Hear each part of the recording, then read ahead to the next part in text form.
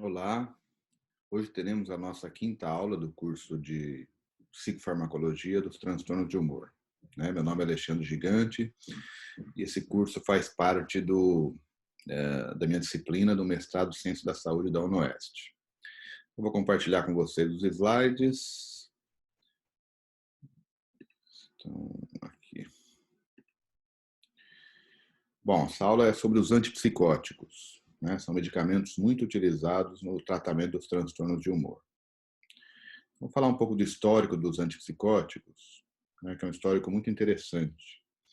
A primeira droga que descoberta, que deu origem aos antipsicóticos, foi a prometazina. Todo mundo talvez conheça a prometazina, que é o Fenergan, Foi descoberto em 1947. Na época foi um achado muito importante, foi um grande avanço, porque foi uma droga que podia ser usada como sedativo, como pré-anestésico, E foi um grande avanço na época, ganhou até o prêmio Nobel quem descobriu essa medicação. Então, da prometazina, em 1952, surgiu a clorpromazina, que é basicamente a mesma molécula da prometazina, só que se adiciona um átomo de cloro.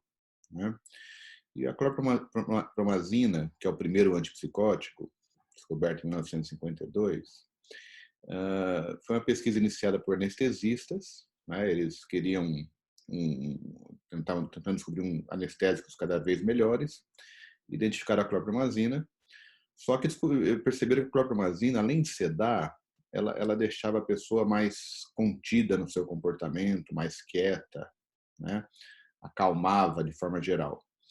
E os psiquiatras da época, na França, esse Jean Delay e Pierre Deniker, esses senhores aqui, eles começaram a testar essa droga nos asilos na França, Tinham pacientes crônicos, psiquiátricos, E descobriram que essa droga tinha um efeito que a gente chama de neurolético. Ela causava uma neurolepsia. Então, esse termo designava uma contenção do sistema nervoso. Então, o paciente ficava menos agitado, ficava mais calmo, mais tranquilo, mais fácil de lidar na enfermaria, E, ao mesmo tempo, sedava também, mas mesmo quando ele não estava sedado, ele ficava mais calmo, E, então, passou-se a ser interessante usar esse remédio nos pacientes psiquiátricos, mas uma coisa que ninguém esperava e que foi uma grande surpresa é que esses remédios, além de deixar o paciente mais calmo, eles tratavam os sintomas psicóticos, Quais sintomas psicóticos? Os delírios e as alucinações. Então, delírio, aquela ideia fora da realidade, que a pessoa acredita piamente naquilo, que, por exemplo, que tem um complô dos enfermeiros perseguindo ela, querendo envenená-la, querendo matá-la, isso é um delírio. E os medicamentos, esse medicamento controlava o delírio, diminuía o delírio e também as alucinações, que as mais comuns são aquelas alucinações auditivas, vozes falando com a pessoa, dando ordens para a pessoa, comentando os comportamentos da pessoa. Então, é um sintoma bastante perturbador, as alucinações. E esse medicamento, além de deixar o paciente mais calmo, ele praticamente controlava esses sintomas. E houve uma mudança muito grande a partir desses medicamentos. Então, esse gráfico aqui, no canto direito do slide, mostra que a partir da descoberta da clorpromazina, o número de internações psiquiátricas caiu vertiginosamente, ao longo dos anos seguintes. Então, esses pacientes podiam agora ser tratados na comunidade. Eles não tinham mais esse quadro delirante alucinatório que causa tanta alteração de comportamento.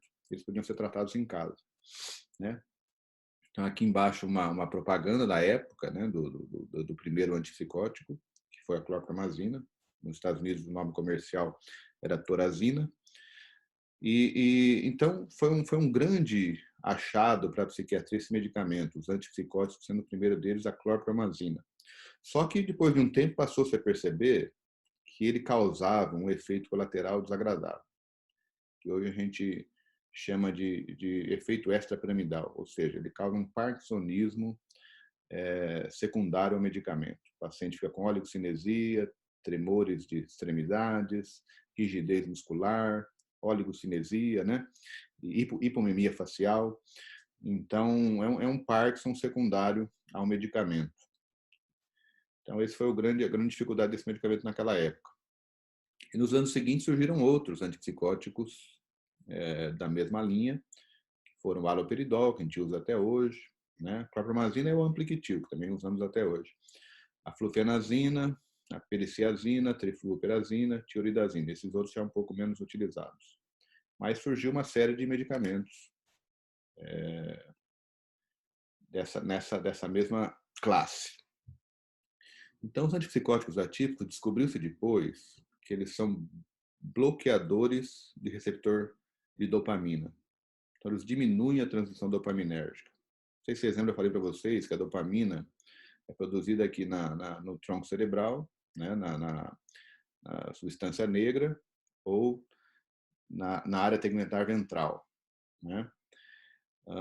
E esses medicamentos eles são antagonistas do receptor de dopamina, um receptor específico, que é o receptor D2. Né? Existem vários receptores de dopamina, D1 até D5, mas o antipsicótico típico, que depois ficou conhecido como típico, ele bloqueia o receptor D2.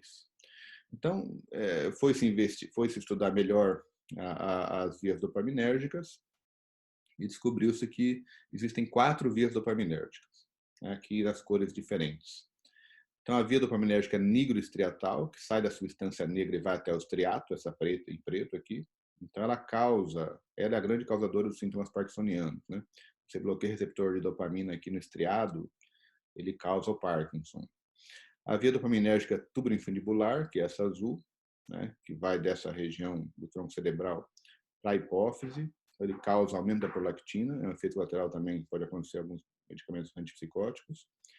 A via dopaminérgica mesocortical, que é em vermelho, que vai para o córtex, e aqui pode causar outros efeitos colaterais, que estão aqui em vermelho. Piora da cognição, piora dos sintomas negativos, que vou falar para vocês o que é sintoma negativo, disforia e piora da depressão. Então, começaram a ver que não era os sintomas extrapiramidais causados por essa via nigroestriatal não eram os únicos. Também poderia aumentar a prolactina e também causava alguns efeitos laterais do bloqueio de dopamina no lobo frontal. E a via dopaminérgica mesolímbica, que é a via, aqui em verde, que é a que causa o efeito terapêutico, né, de tratar as alucinações, os delírios.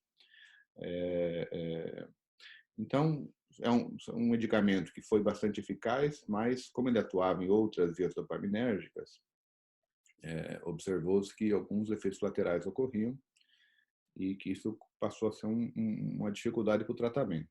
Né? Então, para tentar melhorar essa questão dos efeitos laterais, foram pesquisar outras drogas que pudessem bloquear o D2, mas que tivessem menos efeitos colaterais. Então, aí surgiram os antipsicóticos atípicos.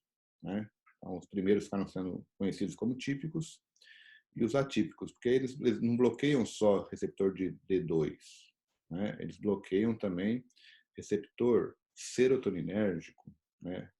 E o receptor serotoninérgico eles bloqueiam é o receptor 5-HT2A. 5-HT é de serotonina e 2A é o receptor. Então, o 5-HT2A é o receptor que esses antipsicóticos atípicos bloqueiam além do D2. Né? Então, aqui surgiram, a partir de 1980, a risperidona, né, olanzapina, a quetiapina, a ziprasidona, que são medicamentos que a gente usa bastante, e mais tardiamente o aripiprazol. Então, o que acontece? Você tem aqui na substância negra e na substância tegmentar ventral, no tronco cerebral, a produção de dopamina. E essa dopamina vai inervar aqui, pela via mesocortical, o córtex frontal, pela via nigroestriatal, o estriatum, como eu já falei naquela slide passado, e na via mesolímbica, núcleo accumbens, que é a via mesolímbica que dá o efeito terapêutico. Né? Então, o que descobriu-se é que a serotonina, os neurônios serotoninérgicos, elas exercem um efeito inibidor da, da produção de dopamina, nos neurônios dopaminérgicos, né? E através do glutamato, que faz um looping lá no córtex frontal, ela tem um efeito positivo no glutamato, mas o glutamato vai atuar no GABA, que é um outro neurotransmissor, outro tipo de neurônio, o neurotransmissor GABA, e vai também fazer um efeito negativo no dopamina. Então, descobriu-se o quê? Que a serotonina, quando os neurônios serotoninérgicos estão ativados, eles bloqueiam a produção de dopamina, né? Então, o que descobriu-se depois? Que esse bloqueio é através do receptor 5-HT2A. A serotonina ela se encaixa no receptor 5-HT2A, ela produz esse efeito negativo na produção de dopamina. Só que se você usa um antipsicótico atípico que bloqueia esse receptor, o neurônio serotonérgico vai deixar de ter essa ação de diminuição da dopamina. Então, você vai aumentar a dopamina no córtex frontal, no striatum e no núcleo accumbens. Então, se você aumenta a dopamina no córtex frontal, você tem menos efeito negativo, como eu disse para vocês, que causa disforia, déficit cognitivo, quando o bloqueio da dopamina ocorria no córtex frontal. Então, esses efeitos colaterais vão ser menores. No striatum também, então ele vai ter uma diminuição dos sintomas extrapyramidais, dos sintomas parkinsonianos. E esse efeito no núcleo accumbens não vai fazer diferença no tratamento, no efeito terapêutico. Então, a gente passa a ter um remédio, um medicamento, que o atípico, que por ele ter um efeito 5-HT2A, ele tem menos bloqueio no striatum. Então, aqui eu estou vendo uma tomografia por emissão de pósitrons. No típico, você tem todo um bloqueio do striatum aqui, que causa na área que está associada com o Parkinson. E aqui no atípico, o bloqueio no striatum é bastante menor, porque você tem um efeito 5-HT2A que aumenta a dopamina, então o efeito de bloqueio de dopamina fica menor, né? Então, você tem uma melhora dos sintomas extrapyramidais e mantém a ação antipsicótica. E também a mesma coisa no frontal e no córtex em geral, né? Como você bloqueia 5-HT2A, na via mesocortical você aumenta, né, a dopamina, então você tem um efeito de melhora de sintomas cognitivos, da disforia e dos sintomas negativos. Então, esses são remédios que bloqueiam o D2, que é importante para a ação antipsicótica, mas bloqueiam de uma forma mais regulada, de uma forma menos agressiva. É um bloqueio menor, porque ela também atua liberando um pouco de dopamina através da ação 5-HT2A, né? Então na questão dos antipsicóticos, nós temos os típicos que hoje são muito menos usados, né, por causa dos efeitos colaterais, como eu já citei, principalmente o extrapiramidais e a alteração cognitiva por ação no lobo frontal. E hoje a gente usa muito mais os atípicos, que são drogas que bloqueiam também D2, mas de uma forma um pouco mais regulada, sem um bloqueio muito intenso que causa mais efeitos colaterais. Então aqui nós temos atípicos, são essas drogas aqui. Então os típicos, eles fazem um antagonismo dos receptores D2, que foi o que se descobriu e que foi essencial e muito interessante, né, na psiquiatria para praticamente mudar o tratamento da psicose, mas porque eles causavam muitos efeitos colaterais, passou-se a usar, depois da descoberta dos atípicos, passou-se a usar mais os atípicos, que eles também antagonizam serotonina. Então, eles têm menos efeitos colaterais. E a dissociação rápida também dos receptores de dopamina é um outro ponto que esses medicamentos atípicos têm, uma outra propriedade, porque eles dissociam mais rápido o receptor, ele não causa tanto efeito colateral. Então, os típicos tratam sintomas psicóticos, só que eles têm sintomas extrapyramidais acentuados e pioram sintomas negativos. O que é sintoma negativo da esquizofrenia? É apatia, falta de prazer nas coisas, falta de iniciativa. Então, aqueles sintomas que estão associados com uma disfuncionalidade do paciente, o paciente fica a maior parte do tempo em casa, sem ânimo, sem iniciativa, apático, a gente chama de sintoma negativo. E os típicos pioram os sintomas negativos. Então, os atípicos não. Então, tem essa vantagem.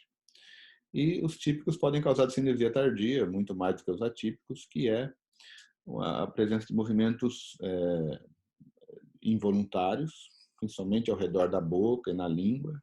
Né? Não sei se alguém já viu o paciente tomando muito remédio antipsicótico há muitos anos, ele fica colocando a língua para fora, mastigando, né? Principalmente esses movimentos ao redor da boca, a gente chama de cinesia tardia, mas pode ocorrer também em outros grupos musculares, na cervical, em outros músculos faciais, etc. Bom, e os atípicos, eles tratam sintomas psicóticos, mas eles têm menor intensidade de sintomas extrapiramidais. Pode ocorrer também, mas em uma intensidade muito menor. E eles podem melhorar os sintomas negativos, o que os típicos muitas vezes pioram os sintomas negativos, os atípicos têm algum efeito para melhorar os sintomas negativos. Só que esses atípicos vieram com um efeito colateral importante também, que é preocupante, que é o maior risco de síndrome metabólica. A gente vai ver isso nos próximos slides.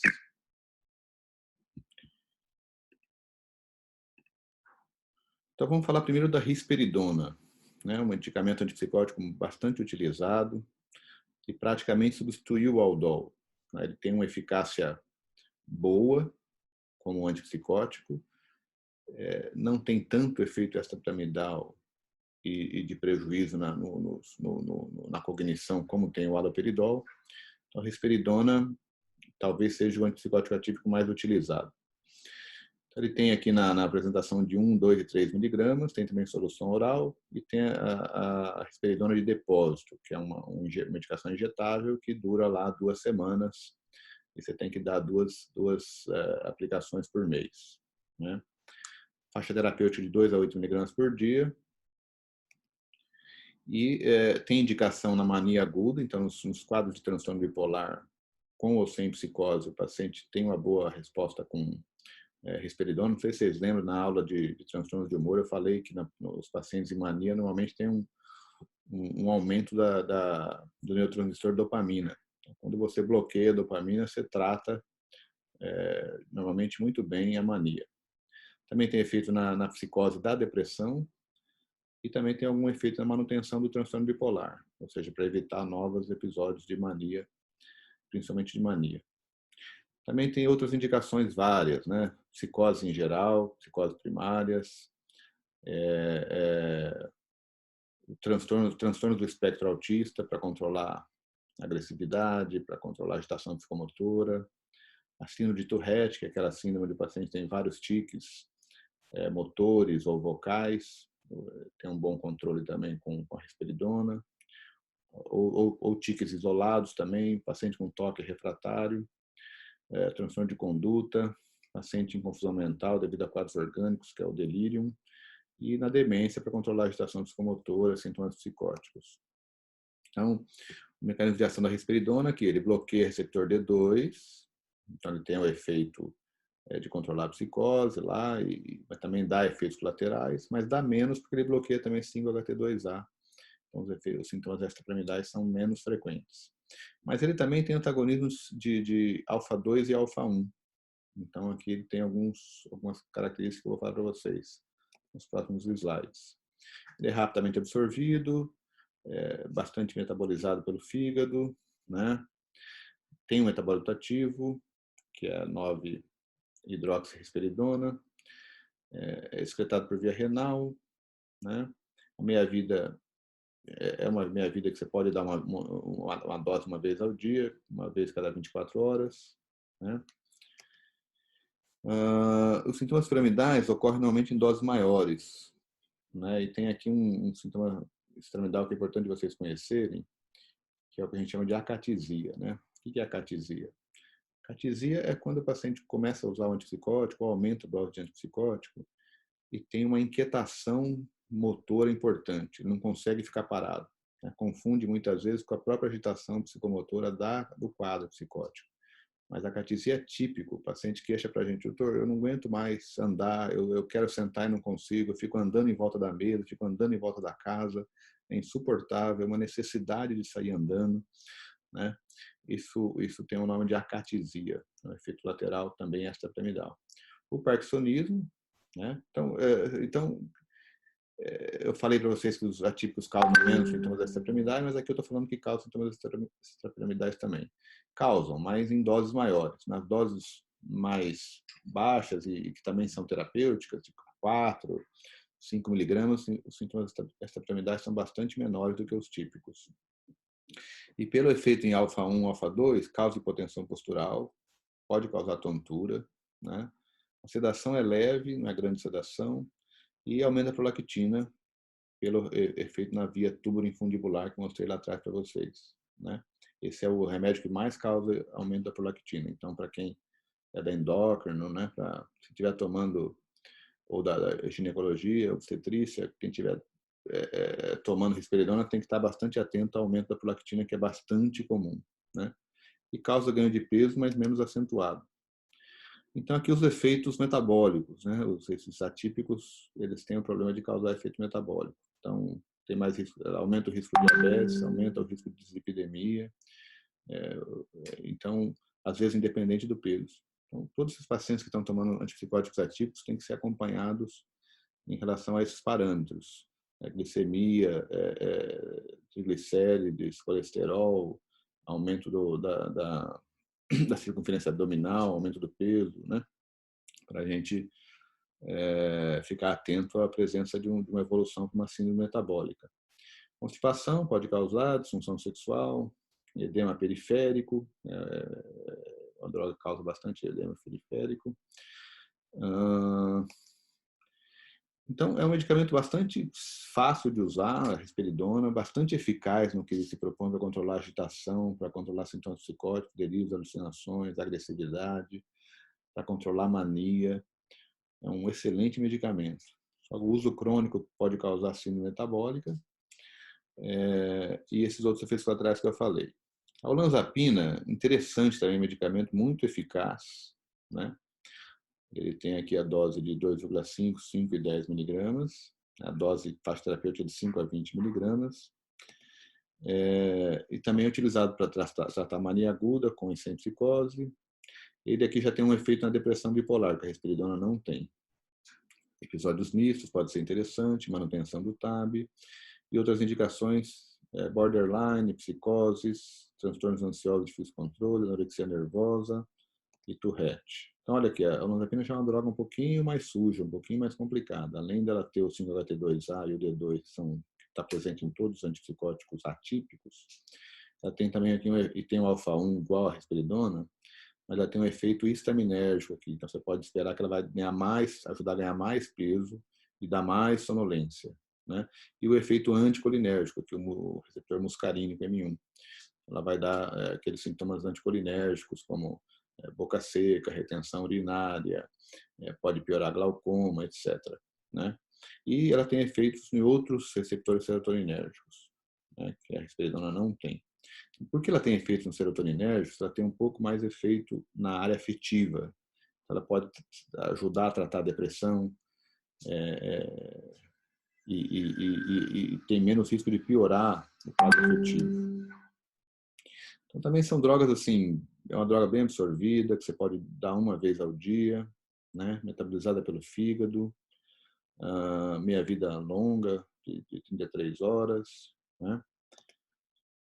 E como os atípicos têm menos efeitos extrapiramidais, a olanzapina tem menos do que a risperidona, né? Então, a risperidona dos atípicos é a que mais causa parkinsonismo secundário. Pode ocorrer acatesia, mas é menos frequente. O risco de cinesia também é baixo, só que o problema da olanzapina é esse aqui, ó, ganho de peso. Causa mais ganho de peso do que a risperidona e mais do que a maioria dos antipsicóticos. 5,4 quilos na média. E alguns pacientes têm ganho de 15, 20, às vezes até 30 quilos, né? E pode causar diabetes, dislipidemia, muito mais do que os outros antipsicóticos atípicos do grupo. Boca seca, que é efeito anticolinérgico, constipação, efeito anticolinérgico, sedação, efeito histaminérgico, né? Hipotensão postural. A quetiapina, que é um outro antipsicótico atípico, está sendo bastante utilizado, inclusive por clínicos. Ela é uma droga também que é um antipsicótico atípico, tem nas dosagens de 25, 100, 200, 300 miligramas. A faixa terapêutica de 100 a 900 miligramas por dia. Tá? Ela também tem um efeito bom nos transtornos de humor, né, na mania aguda. Só como na depressão bipolar ela é melhor ainda do que a risperidona e do que a olanzapina. Então, uma das primeiras escolhas para depressão bipolar é a quetiapina. Também é usada na manutenção do transtorno bipolar e outras indicações, psicose, depressão, esquizofrenia. Ele tem um certo efeito ansiolítico, então pode usar para ansiedade, né? Anorexia nervosa. E aqui a droga quetiapina também é uma droga bastante suja.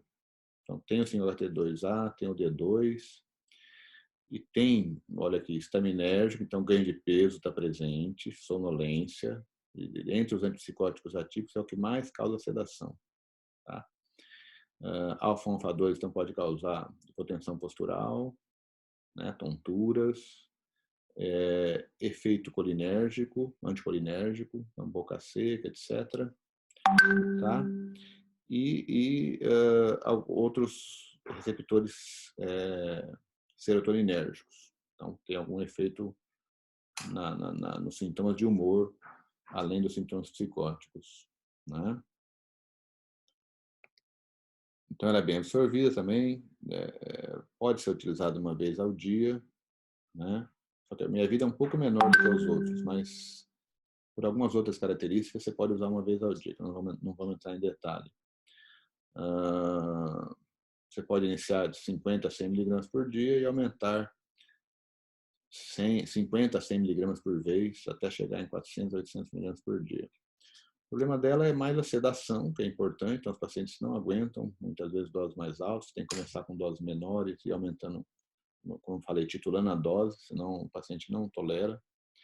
Os sintomas extrapiramidais são menores ainda do que a olanzapina, então o melhor antipsicótico para usar com Parkinson talvez seja a quetiapina mesmo. O ganho de peso é comum, mas menos do que a olanzapina. Pode causar hipotensão e tonturas por efeito alfa-1, alfa-2. Boca seca, constipação. Risco de diabetes e dislipidemia pela síndrome metabólica. Ganho de peso associado ao efeito histaminérgico, antihistamínico. Né?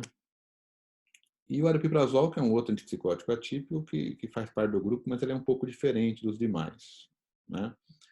Tem apresentação 10, 15, 20, 30 miligramas e a faixa terapêutica de 10 a 30 miligramas por dia.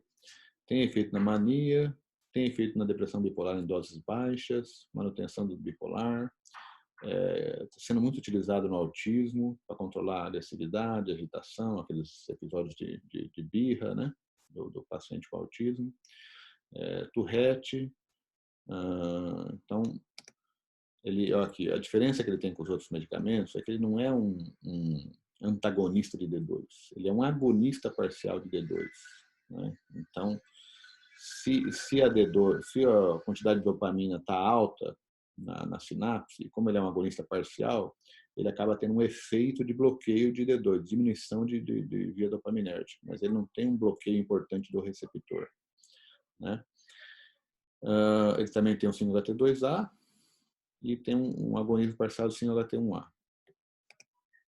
Então, também é bem absorvido, tem uma meia-vida bastante longa, de 75 a 94 horas, né? Pode dar uma vez ao dia, inicia com 5 miligramas, vai aumentando para 20 a 30. O problema dele aqui é mais a catesia, dá mais a catesia do que a quetiapina, do que a olanzapina. E a grande vantagem dele é que não causa ganho de peso, ou se causar uma quantidade muito pequena de ganho de peso. Né? E não costuma causar sedação, né? Náuseas e vômitos, insônia. Né?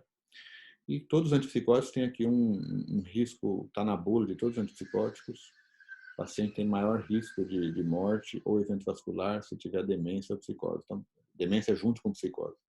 Então, pacientes demenciados, idosos, Você tem que usar com muito cuidado, em dose baixa, quando é muito necessário, porque aumenta um pouco o risco de um evento fatal, né?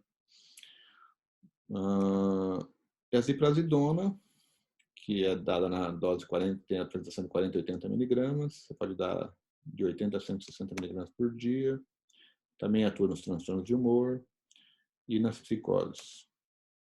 Então, apesar desse nome antipsicótico, vocês estão vendo que os antipsicóticos são drogas muito utilizadas no transtorno de humor, principalmente para tratar mania, mas não só para tratar mania, para tratar depressão também. Então, eles têm efeito na depressão, principalmente aqueles que têm mais efeito em receptores serotoninérgicos, né? Então, olha aqui, a ziprasidona, ela também tem efeito em D2, tem efeito em HT2A, que caracteriza a classe, né? Mas tem efeito alfa-1 e tem efeito em outros receptores serotoninérgicos. Também é uma droga de fácil uso, é usada uma vez ao dia, né? Desculpa, uma vez ao dia não, 2 vezes ao dia, né? 40 miligramas 2 vezes ao dia, podendo chegar a 160 miligramas. Ela tem essa característica que tem que ser tomada junto com as refeições, né? Se não tomar junto com a refeição, não é bem absorvida. Então, ela é um antipsicótico que pode dar uma sensação de ativação, mais ou menos igual ao aripiprazol, né? Pode ter sintomas extrapiramidais, não é muito sedativo, e a vantagem dela é que não costuma ocorrer ganho de peso. Então, aripiprazol e ziprasidona, quando o efeito colateral de ganho de peso está ocorrendo, a gente pode optar por essas duas drogas. E a clozapina, que é o antipsicótico que foi descoberto antes de todos os atípicos, em torno de, se não me engano, no ano de 1976, ela foi descoberta, só que ela foi retirada do mercado porque descobriu que ela causava aplasia de medula, né? E depois passou-se a utilizar novamente, realizando hemogramas semanais para ficar atento a esse tipo de efeito colateral. Então, ela é mais eficaz em casos refratários. Então, a gente só usa, por essa questão da granulocitose, a gente só usa em casos refratários. E ela é mais eficaz que os outros antipsicóticos em casos refratários. O paciente tem vários relatos de pacientes que não melhoram com os outros antipsicóticos e melhoram com a clozapina. Ela também tem um efeito para proteger o risco de suicídio, que é um efeito independente, né? Eficaz na diminuição da autoagressão e da automutilação. Então, é uma droga bastante eficaz. Só que você tem que realizar hemogramas semanais por 18 semanas e depois hemogramas mensais para você acompanhar a contagem de leucócitos e ficar atento ao risco de agranulocitose, né? Então, pode ser progressiva ou pode ser abrupta essa granulocitose, né? Não é dose dependente. E a maioria ocorre entre o segundo e o quarto mês de tratamento. Pode ocorrer depois, tem que ficar atento também, mas a gente faz hemograma semanal nos primeiros 4 meses e meio, porque o maior risco de granulocitose é nesse período, né? E se o paciente tem granulocitose, você tira o medicamento, e quando você retorna o medicamento, a chance de ter granulocitose é grande. Critério para a suspensão da clozapina se houver uma diminuição de 50% dos níveis de leucócitos em relação ao hemograma anterior, ou se a contagem de leucócitos estiver abaixo de 3.000. Você indica a interrupção da droga. Ela é utilizada na mania aguda, na manutenção do transtorno bipolar, esquizofrenia refratária, esquizofrenia com risco de suicídio, porque ela tem efeito para suicídio, né? Ela tem um efeito de não causar cinesia tardia e, inclusive, melhorar a cinesia tardia. Então, pode ser interessante. Também para Parkinson é um bom medicamento, porque causa zero de síndrome extrapiramidal. Fora essa questão da granulocitose, é um ótimo medicamento.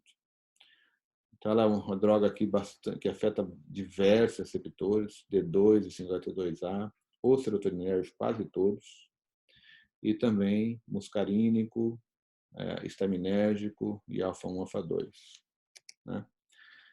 Então, as características farmacocinéticas também é uma droga que você deve dividir em 2 tomadas e deixar a dose maior à noite, porque ela é sedativa, bastante sedativa, né? Pode começar com 12,5 e aumentando progressivamente 25 miligramas por dia a cada 2 dias. E a dose média de 300 miligramas, podendo chegar a 900 miligramas por dia. Ela não causa sintomas extrapiramidais, mas pode causar granulocitose em 1,2% dos casos. Então, isso aqui que chama atenção, né? Tem um certo risco de causar convulsões em doses maiores, então isso aqui é importante também. Causa sedação importante, causa ganho de peso importante, pode causar salivação excessiva à noite, né? E aí tem vários efeitos colaterais, porque a droga afeta muitos neurotransmissores, então os colinérgicos podem causar boca seca, constipação, né? E é isso aí.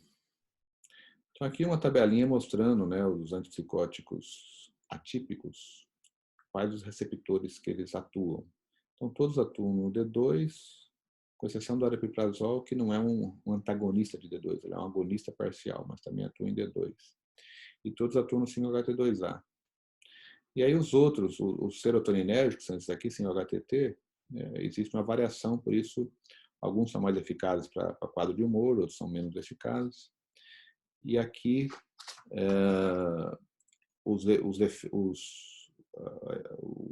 o efeito em receptor estaminérgico, alfa-1, alfa-2 e muscarínico, que são os efeitos colaterais.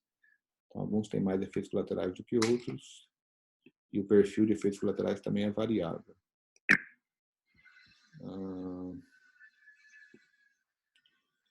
E a questão do ganho de peso, a clozapina que mais causa ganho de peso, olanzapina vem logo atrás, quetiapina também é um ganho de peso importante, risperidona um pouco menos, e ciprasidona e aripiprazol não causam ganho de peso. E a sedação, clozapina e a quetiapina, as mais sedativas, olanzapina aqui intermediário, e risperidona, ziprasidona e aripiprazol bem menos. Tá? Então, assim, o que eu queria mostrar para vocês é que são drogas muito utilizadas nos transtornos de humor, mas não só nos transtornos de humor, elas foram descritas primeiro para tratar a esquizofrenia, né? E daí aquela introdução toda que eu fiz sobre os pacientes esquizofrênicos, nos asilos, tá? Que são os pacientes esquizofrênicos. Mas depois descobriu-se que elas eram muito úteis também para tratar mania, para tratar mania psicótica, para tratar depressão, inclusive. Então, são drogas bastante complexas, que têm esse perfil de efeitos colaterais que nós temos que ficar atentos, né? Principalmente os atípicos, a síndrome metabólica, mas também algum grau de síndrome extrapiramidal e outros efeitos colaterais que eu falei para vocês, né? Então, basicamente é isso sobre essa aula. Agora vocês já conhecem um pouco mais sobre os medicamentos que a gente usa nos tratamentos dos transtornos de humor. Então, vai ficar mais fácil para a gente discutir agora, nas próximas aulas, vamos falar sobre a pesquisa clínica, de como esses medicamentos foram testados, quais foram os ensaios clínicos que foram realizados para descobrir que eles eram eficazes, e falar um pouco mais sobre esses conceitos também sobre a pesquisa clínica, que eu acho que agora é uma outra fase do curso. Tá? Muito obrigado. Até logo.